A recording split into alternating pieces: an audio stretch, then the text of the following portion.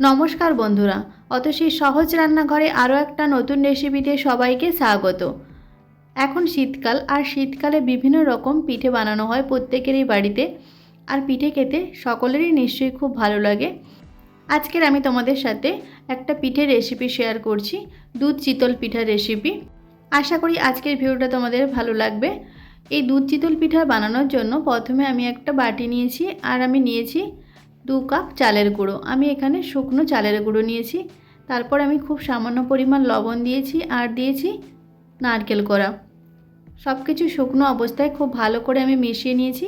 তারপর আমি উষ্ণ গরম জল দিয়ে একটা ব্যাটার বানিয়ে নেব। প্রথমে অল্প অল্প জল দিয়ে চালের গুঁড়িটা এরকম খুব ভালো করে মেখে নিতে হবে। জলটা যেন খুব বেশি গরম না হয়। উষ্ণ গরম জল দিয়ে খুব ভালো করে চালের গুঁড়িটা এইভাবে মেখে নিতে হবে। তারপর অল্প অল্প জল দিয়ে একটা ব্যাটার আমি বানিয়ে নেব। দেখো,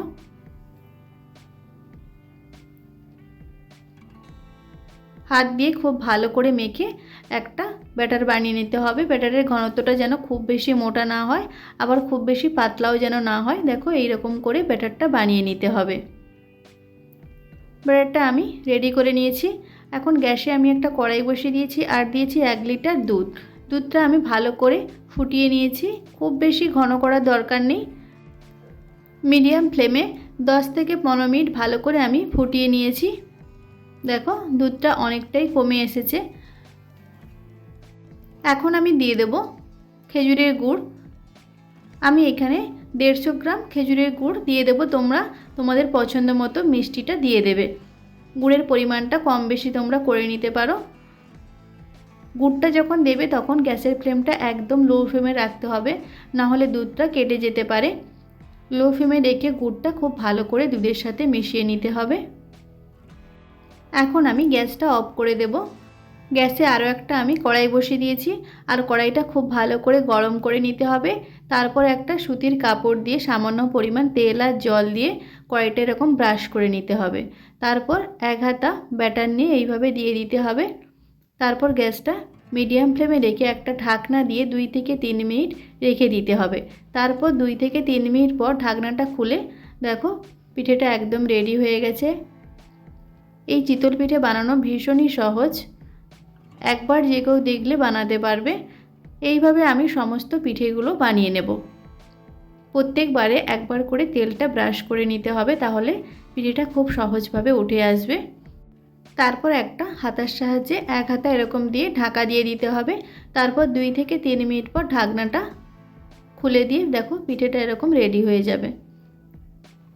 প্রত্যেকটা পিঠে এইভাবে আমি রেডি করে নিয়েছি। এখন আমি পিঠেগুলো দুধের মধ্যে দিয়ে দেব। দুধটা গরম থাকে যেন, দুধটা ঠান্ডা হলে হবে না। দুধটা গরম অবস্থায় পিঠেগুলো দিয়ে দিতে হবে। যদি দুধটা ঠান্ডা হয়ে যায় তাহলে দুধটা আরেকবার তোমরা গরম করে নেবে, তারপর পিঠেগুলো দেবে। সমস্ত পিঠেগুলো আমি দিয়ে দিয়েছি। এখন আমি 3 থেকে 4 ঘন্টা এরকম দুধের মধ্যে রেখে দেব। তারপর আমি সার্ভ করব। যত বেশিক্ষণ পিঠেগুলো দুধের মধ্যে থাকবে, দুধটা খুব ভালো করে শোক করবে, আর খাওয়ার সময় টেস্টটা ভীষণই ভালো হবে। দেখো, আমি একটা প্লেটে সমস্ত পিঠেগুলো নিয়ে নিয়েছি। দেখেই তোমরা বুঝতে পারছো যে পিঠেটা বানানো কতটা সহজ। এই শীতে অবশ্যই তোমরা একবার এইভাবে দুধ চিতল পিঠা বানিয়ে দেখবে, ভীষণ ভালো খেতে হয়। আশা করি আজকের ভিডিওটা তোমাদের ভালো লেগেছে। যদি ভালো লাগে তাহলে অবশ্যই একটা লাইক করে দেবে। আর আমার ভিডিওগুলো যদি তোমাদের ভালো লাগে তাহলে অবশ্যই আমার চ্যানেলটিকে সাবস্ক্রাইব করে আমার পাশে থাকবে। আর যারা অলরেডি আমার চ্যানেলটিকে সাবস্ক্রাইব করেছো তাদের অসংখ্য ধন্যবাদ। আজকের ভিডিওটা এই পর্যন্ত। নেক্সট কোনো ভিডিওতে তোমাদের সাথে আবার দেখা হচ্ছে নতুন কোনো একটা রেসিপি নিয়ে।